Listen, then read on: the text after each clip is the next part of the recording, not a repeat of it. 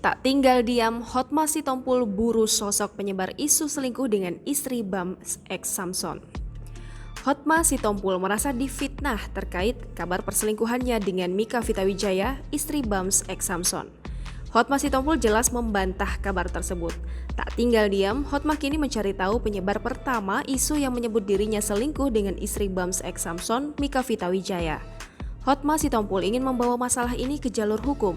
Hotma Sitompul menegaskan kabar memiliki hubungan istimewa dengan Mika Vitawijaya berasal dari sumber yang tidak bisa dipertanggungjawabkan. Hotma tidak menerima dan merasa telah difitnah setelah muncul kabar perselingkuhannya dengan Mika Vitawijaya. Saat ini Mika Vitawijaya dan Bams X Samson sedang dalam proses perceraian. Mereka sepakat cerai sejak Januari 2021.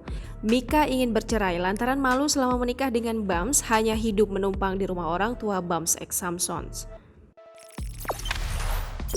Jangan lupa subscribe, share, komen, dan like ya!